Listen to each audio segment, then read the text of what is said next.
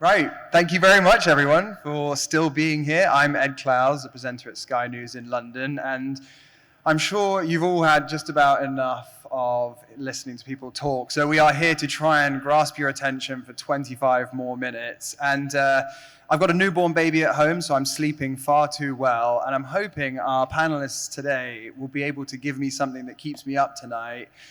This is a pretty terrifying subject that we're going into, I think. And that kind of excites me, and I hope it excites you guys as well, since you're still here with us. But first, a quick anecdote. On February 6, 2016, hackers of alleged North Korean origin requested payments of nearly $1 billion from the Bangladeshi central bank via SWIFT. It was human error that allowed these payments to start trickling out one by one from the central bank via the Philippines and casinos in Hong Kong. Some of the payments were stopped, but others were able to trickle through. And in the end, it was Deutsche Bank, a routing bank, that was able to spot the hack as it took place, because one of the fake shell companies was called the Shaquila Fundación, or Fundation, instead of the Shaquila Foundation. It was a typo that allowed DB to catch this happening. So ultimately, the technology all worked perfectly. It was human error that caused the hack, or allowed the hack to happen, and it was a human that caught the hack and prevented it, and all the money was recovered in the end.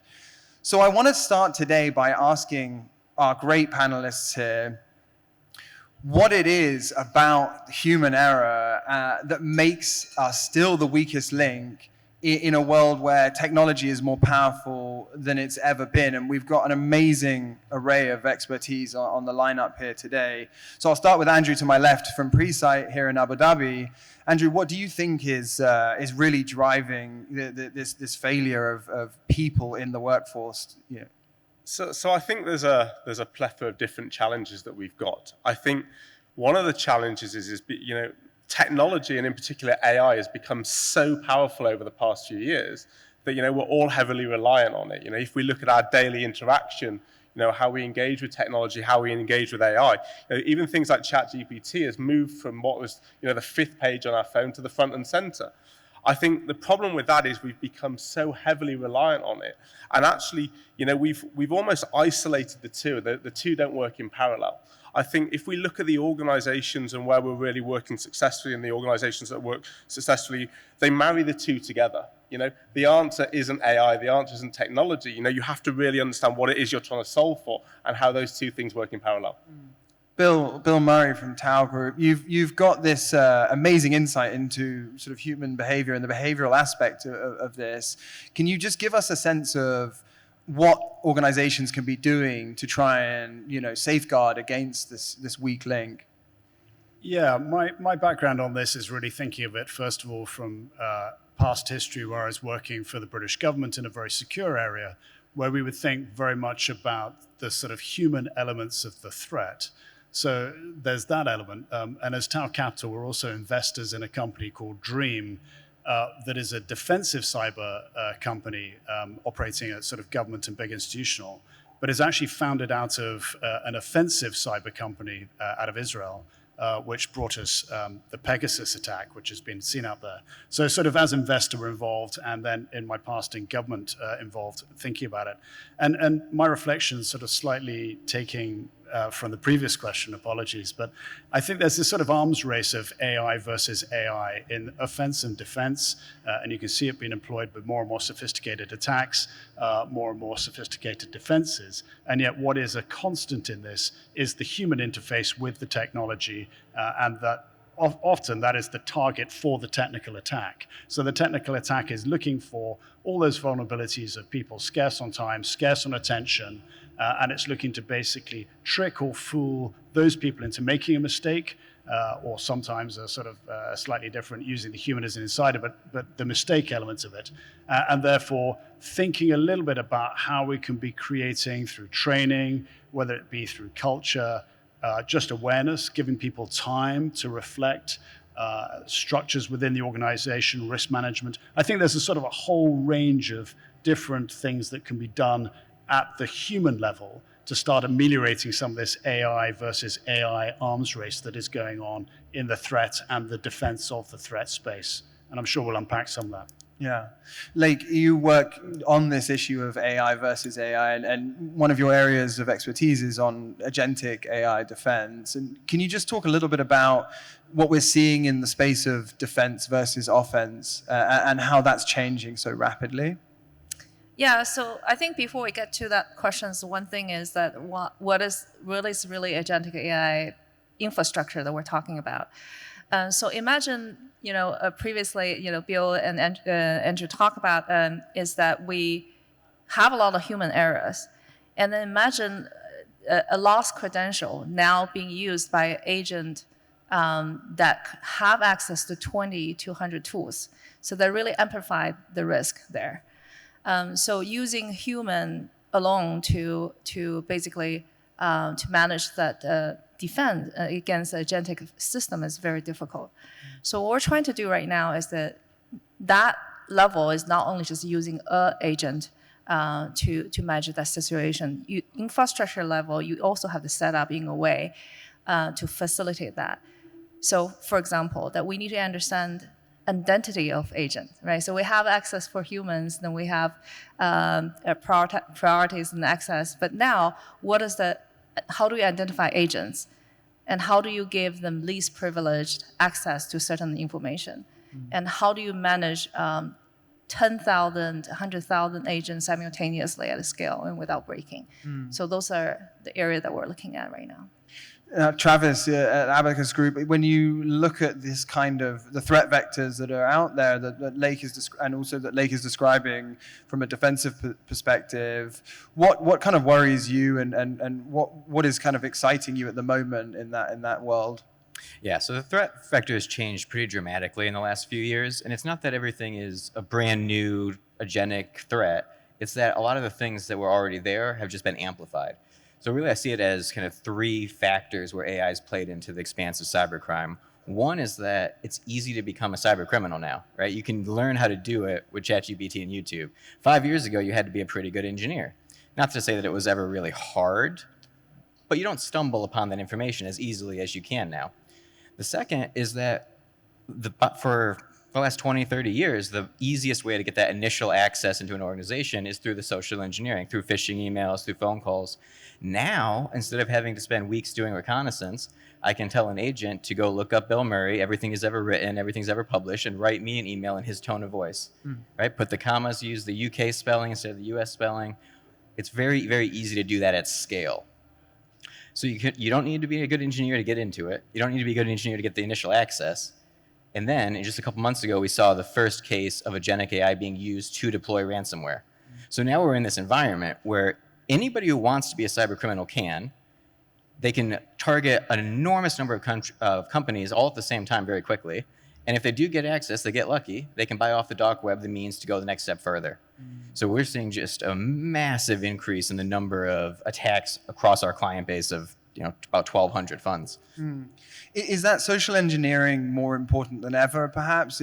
0 days, malware, ransomware, I mean, they were all the kind of buzzwords 10 years ago, but now with things like AI voice cloning, you just need to know the payment flow of a company to know when the day the invoice comes in, and you clone the CFO's voice and request the payment from the CEO to be sent to a different account. I mean, is it more about understanding the human element now? It's still both. I mean, there are still 0 days that are out there. We'll probably do about 500 penetration tests this year, and we've discovered a number of 0 days that we've leveraged, but much more often that initial access is through social engineering. And I'll say particularly in the PE/VC world, the campaign that we've personally used to ethically break into clients is to clone the voice of one of their portfolio company's CFO and then call up into the management company.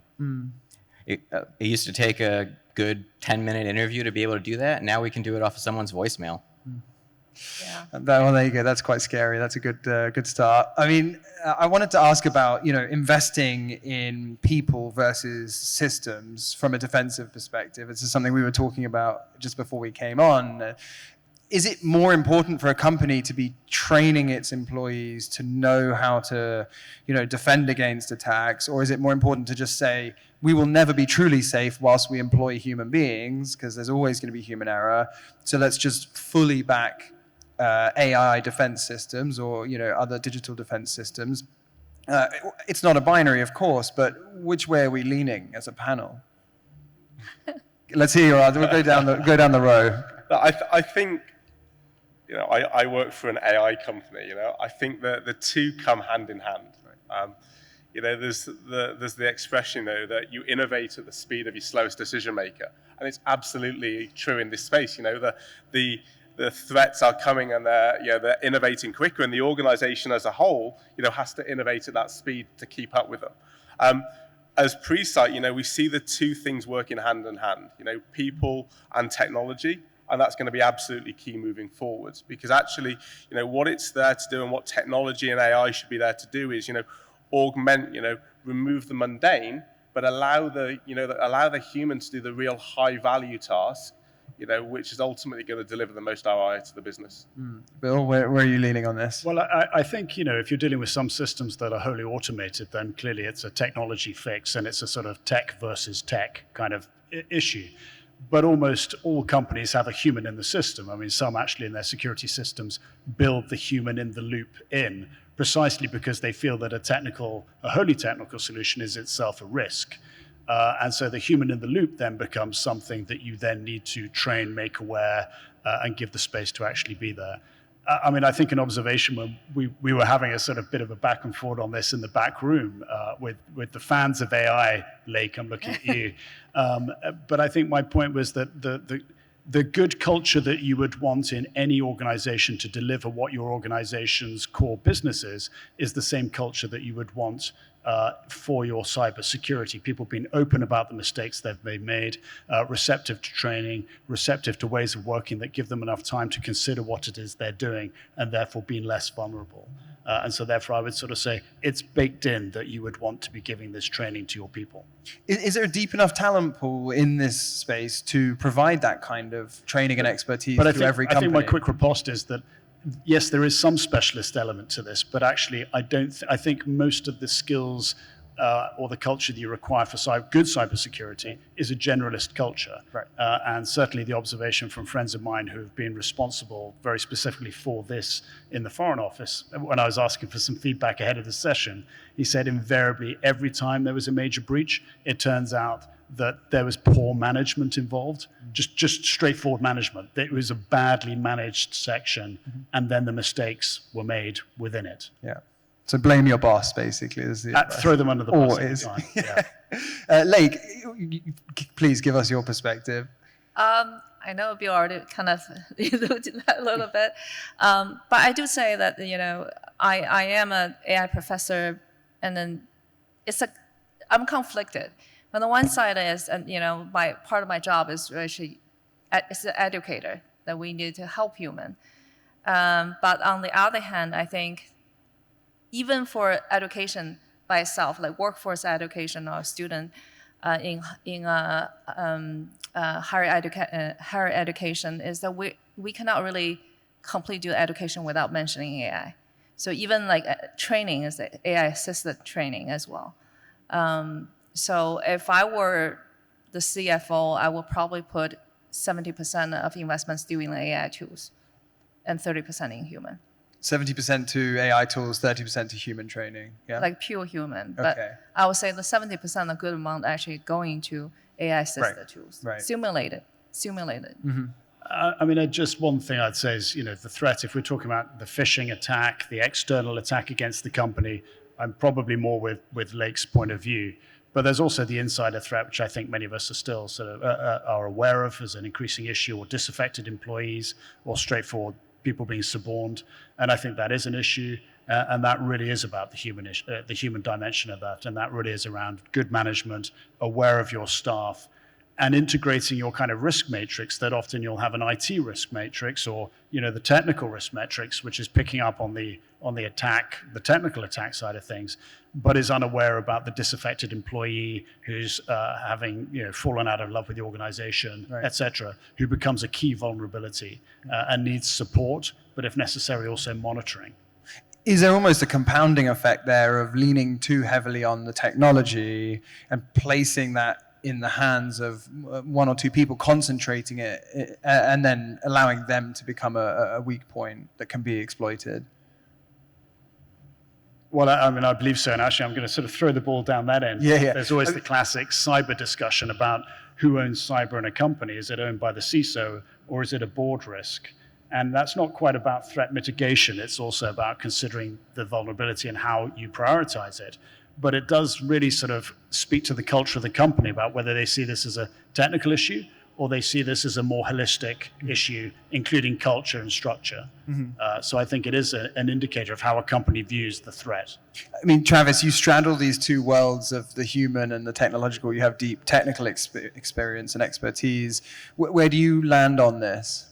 Yeah, I mean, there are a lot of areas where AI can be embedded to increase the security, but it's not a panacea. There's no one size fits all that's going to protect it all the way down. That's why we've been talking about a defense in depth model for years and years and years. But cyber is not about eliminating the risk. You're never going to do that. You'll always be chasing the nines. It's about risk mitigation. You look at the areas, the opportunities for there to be a situation that would be deemed a cyber incident, and you try to reduce that. So you add email security. Can you get one through? Yes, of course. So you do end user security training. Then you're going to have multi-factor authentication. Can that be bypassed? It can. Then you need endpoint, and you go down the list and you mitigate the risk.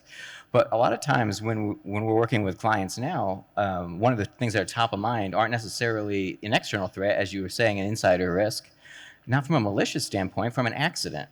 One of the most interesting exercises we've done this year with clients is a tabletop of their incident response plan, where instead of walking through what happens if Bill in accounting clicks on a phishing link, we say, what happens if Bill in accounting drags that investor relations spreadsheet into the wrong AI that we don't have an NDA with?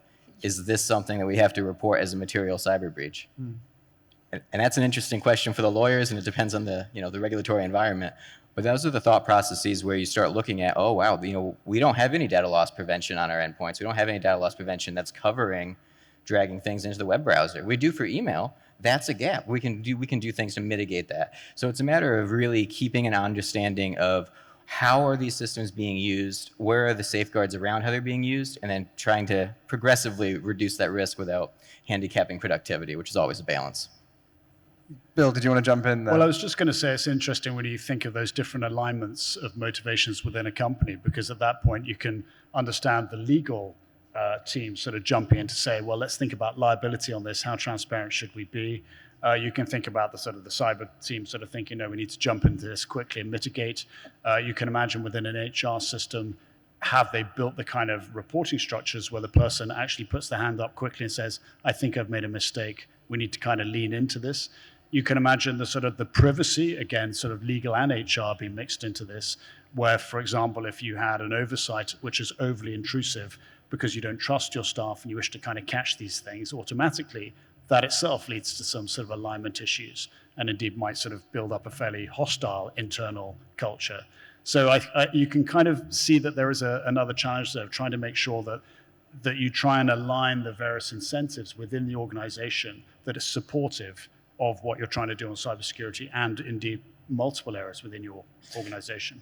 With technological progress happening at such a fast clip today, with AI in particular, how do you keep up the threats? Keep up a kind of clear view of the threat surface at any organization, particularly as you're trying to train employees to use new technologies all the time? I mean, is that kind of something that keeps you awake at night, Andrew? With your financial clients? It doesn't necessarily keep, but certainly with clients, it does absolutely. I think, again, if we look at the clients that are successfully adopting and using AI across the board, it's really, a collection. It's not about technology. It's about what we're trying to do as a business and what we're trying to solve for as an organization, and then pulling together the resources to ensure we solve for it in the right way. I think with traditional technology, it's been led by the CTO, the CIO. I think this is led by the top. This is led by the business. It's led by the CEO. And they then have the cultural delineation down to the respective teams and have to bring everybody on board and as part of the journey. Yeah. I was going to say, and the other thing is we talk a lot about CISOs and CTOs, but board composition is really important as well, because today, even for Fortune 500 companies, if we're looking to, you ask the question is how important is the cybersecurity? Who is on the board? Which committee is oversee that risk? And you're gonna get a very different answer. And someone will say it's audit committee. Someone don't even have risk committee under audit. And then And some are just only given to audit committee. But you have to think about, for example, we said the incentives, then compensation committees, finance committee need to approve those kind of budget. But most of the boards today still know very little about the cybersecurity risk and how it's going to be driven, how it's going to be amplified by the AI development. Travis? Yeah, I would certainly say that it's becoming elevated to a board level consideration, and a lot of the financial regulators, be it DORA, CSSF, they're starting to make that very explicit in the regard, because it's kind of had that shift over the last few years from cyber being seen as just a cost center, right? It's just throwing money away and we hope, it's like insurance, right? You hope you don't need it, but you kind of have to have it. To now people taking the mindset, like, we can't get a put option on our cybersecurity, right? It's not something that we can really hedge against. It is the hedge. Yeah. So we're starting to have the conversations much above where we were before. It used to be maybe there was an IT manager or one guy doing security. Now the conversation usually starts with the CFO, and then we bring in the COO and a few others as well, because there is a lot of buy-in for that across the organization and the boards. Yeah, I actually have a story here. So one of the large company, I would say, they have a multi-billion assets, and then I was giving board training to the organization, and then they said, well, we're in retail business, that cybersecurity, we're not going to be a target, right? So we're not as important and we're less known, even though we have a multi-billion assets. And then 6 months later, they basically have ransom requests. So all of a sudden, the board does not know who should they talk to. They don't have third-party vendor. They don't understand who on the board, who is on the executive team member should take what next actions. Yeah. So I think that's kind of incidents that make people realize that cybersecurity is not just an important high priority for some of the companies, across all.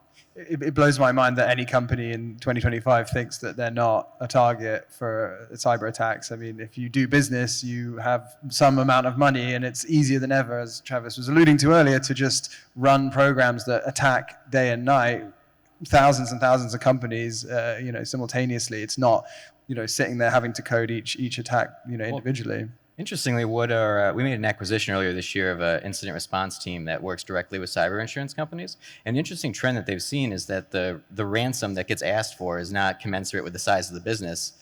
It's how much they're insured for. Right. So a small company that's still insured for $1 million is still a potential payday for it. So it's not, as you said, it's not the huge companies that are the targets. Everybody's a target all the time. Mm-hmm. Yeah.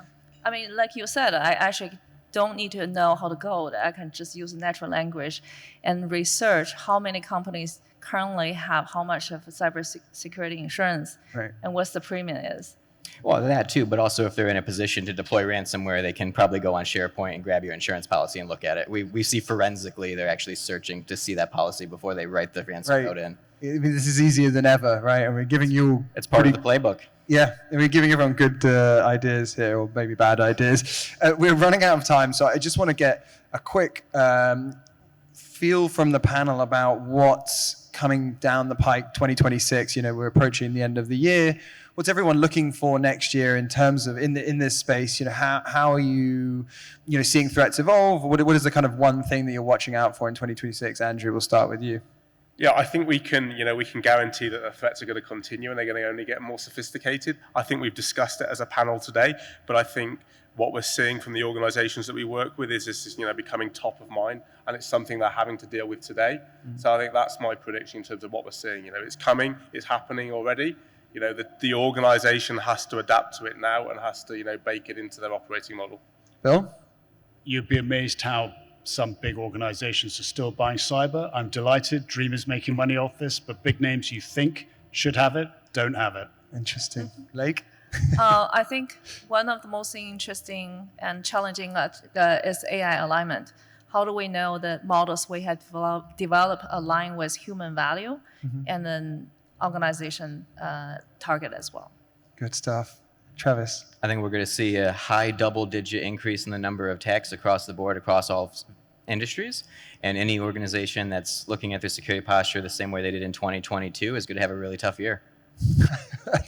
Well, that's the thought we'll end on to keep everyone up tonight. Thank you so much to my panel, Andrew, Bill, Lake, and Travis. And thank you all to still being here at the end of the day. Cheers.